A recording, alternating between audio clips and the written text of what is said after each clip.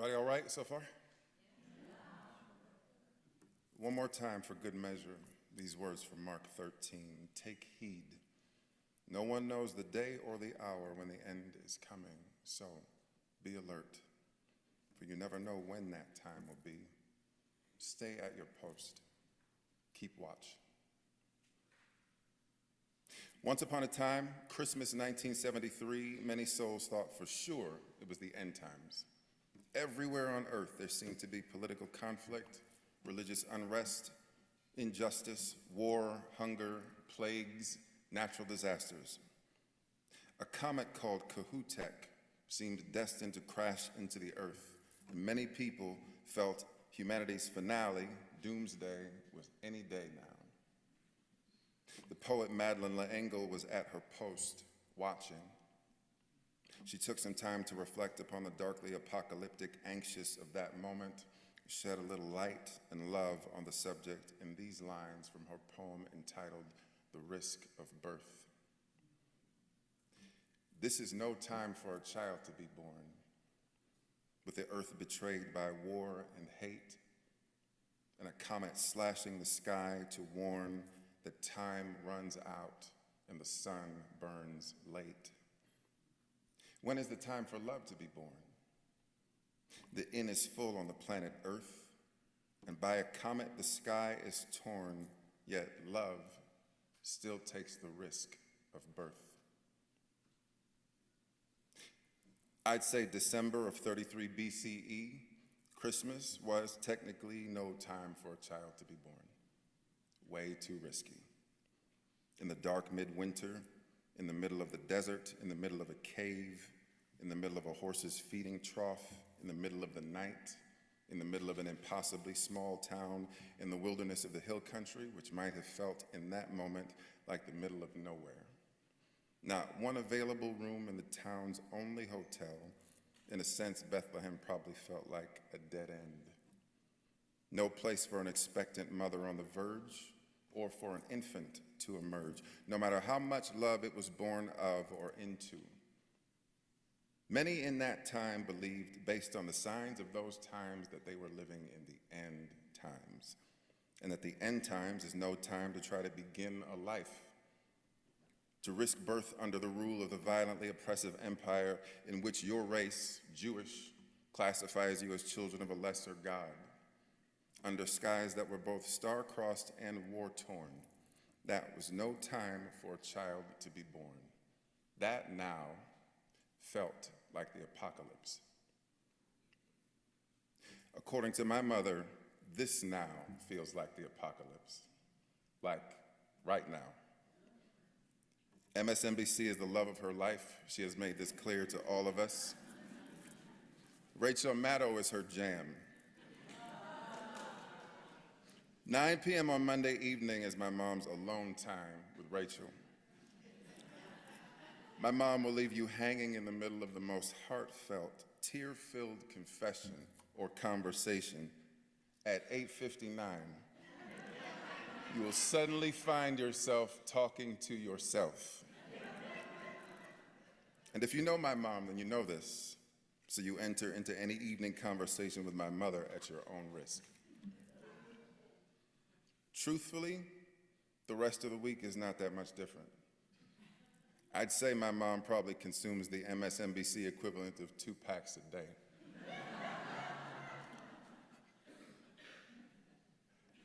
Ralph Waldo Emerson once said, "Whatever you worship, you are becoming."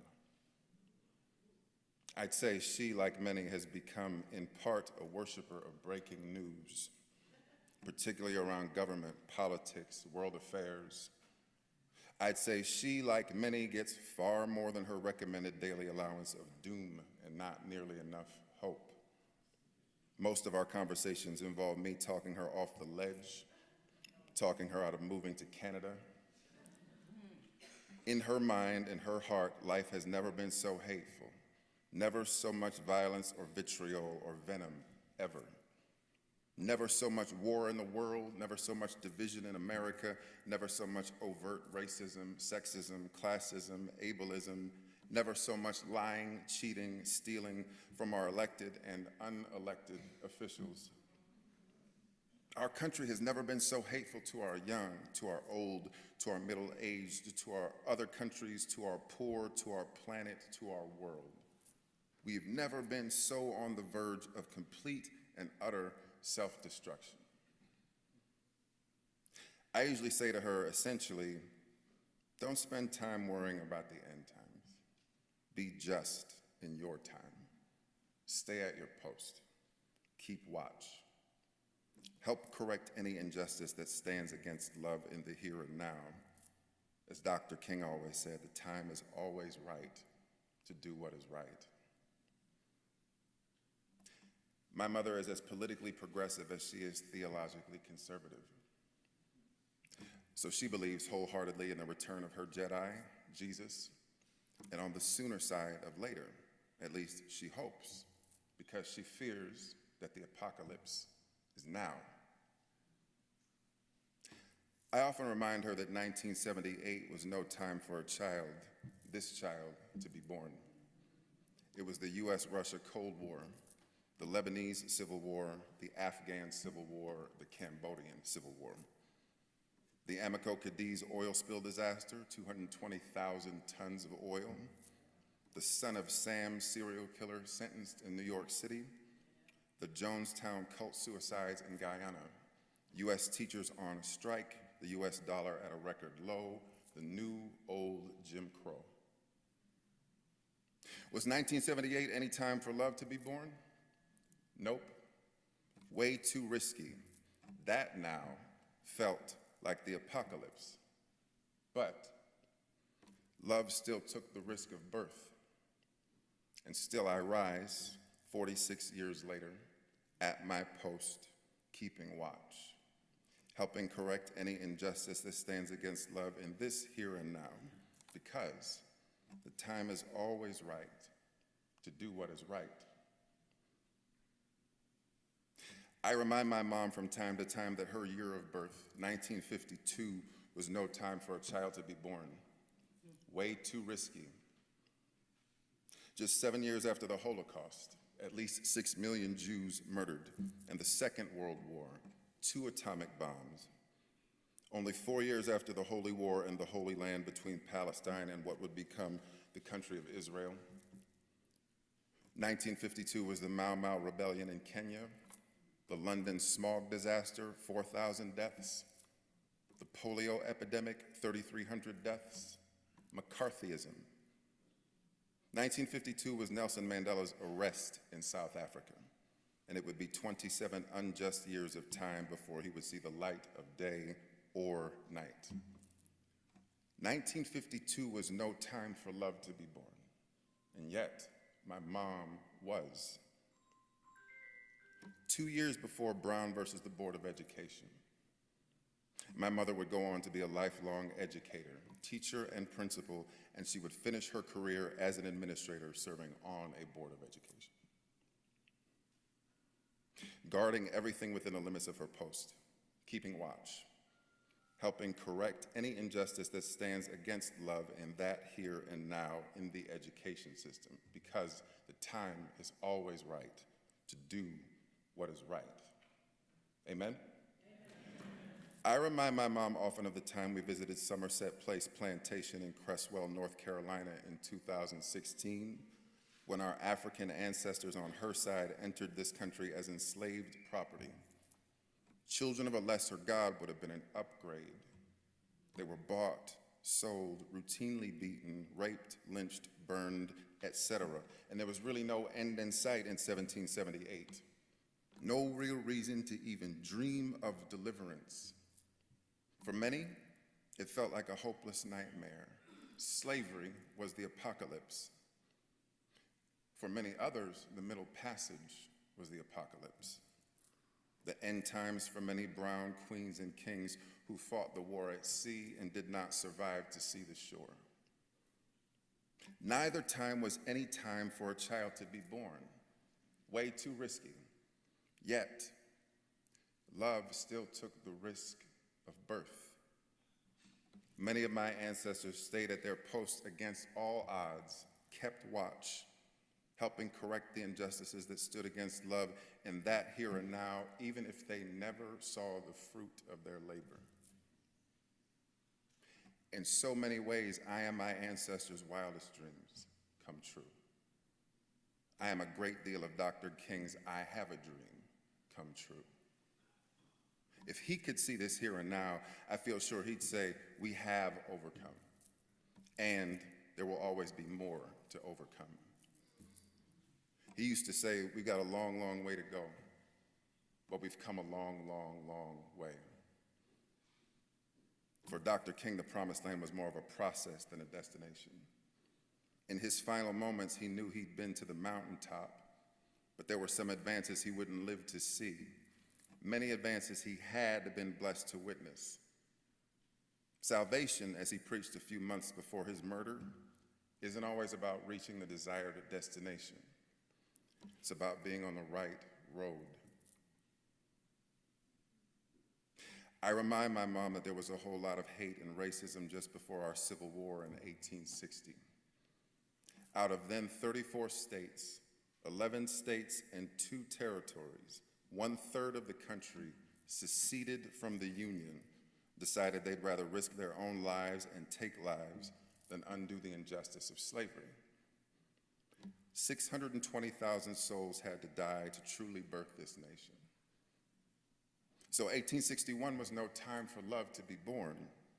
It felt like the end times. That now was the apocalypse. So we find ourselves here now, April 2025, gathered in grace, wondering what our country and our world will next give birth to. I'm not saying there isn't a lot wrong with this now.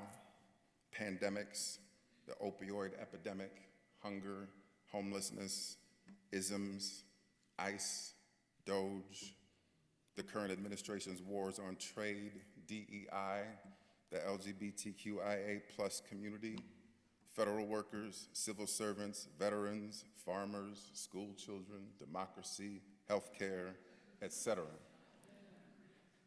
Glaciers are melting. The sun and forests are burning late. The inn is full on the planet Earth. Feels like time is running out. Wars escalating, societies rioting, churches emptying, voices are crying out in the wilderness. Hate is the breaking news. Governments appear to many to be willfully self-destructing. Many believe we have sunk into the all-time lowest of low, and this is no time for a child or love to be born. Is the apocalypse now? But is it? Is 2025 worse than 1978? Was 1978 worse than 1952, or 1941, or 1861, or 1619, or 1492? I'd say to you what I often say to my mom: in a sense, the apocalypse is always now. Life is always much worse and much better than ever before at the same time. Every time in the history of time was the end times for some person, family, community, business, church, political party, country, empire, etc. And it was the beginning times for some others. I would say no time is ever 100% good time to do anything new. Move, have a baby, start or leave a relationship, start or sell a business, have a dream, and march toward it. You can always make a solid case to shelter in place, but then the world might pass you by. I'd say birth is life, and it's always risky. Life in and of itself is risky. Your presence in this sanctuary right now is risky. Your identity as a you frightens and threatens many and is risky. Your drive home will be risky. Your next step is a risk. Your next breath is a risk. Yet, love still takes the risk of birth. Someday, we will have a woman president of the United States.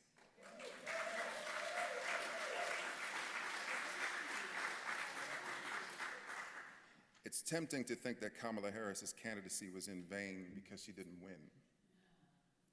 But I think we're on the right road. And I think this race is a relay race. I think that Victoria Woodhull in 1872 passed the baton to Margaret Chase Smith in 1964, who passed it to Shirley Chisholm in 1972, who passed it to Hillary Clinton in 2016, who passed it to Kamala Harris in 2024. I look at 29 countries who currently have female heads of state. I look just south of our border in Mexico at President Claudia Sheinbaum Pardo.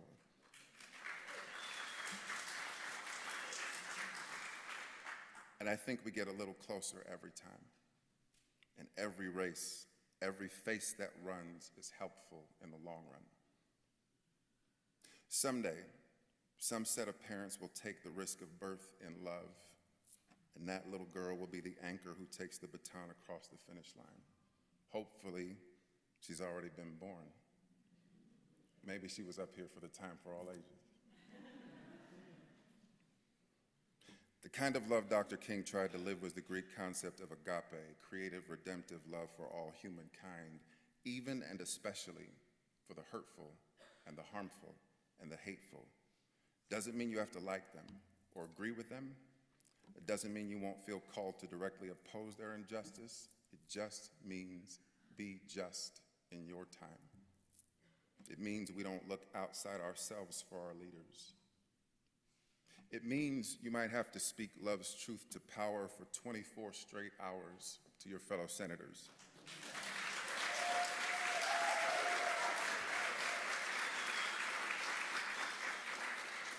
Not from encyclopedias, not from cookbooks, but from heartfelt letters and from your own heart. And even if you don't reach the destination right then, i.e. the bill still passes, you're on the right road. It means we are the ones we've been waiting for. It means, as Dr. King often said, justice at its best is power correcting everything that stands against love with love.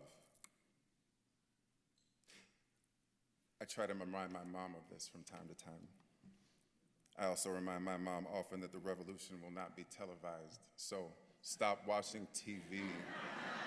Sometimes, put your phone down, face down, go outside, go inside, live love. Almost no social justice progress has ever happened because the powers that be wanted it to happen. Usually the government was actively opposed and trying to eliminate it, and still we rise.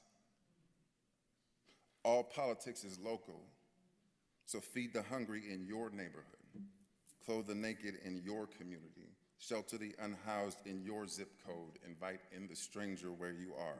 Agitate, educate, elevate. Should you ever find yourself doing that work alongside my mother on a Monday evening, just know that she will probably disappear around 8:59. Take heed. No one knows the day or the hour when the end is coming, so be alert, for you never know when that time will be. Stay at your post. Keep watch. Amen?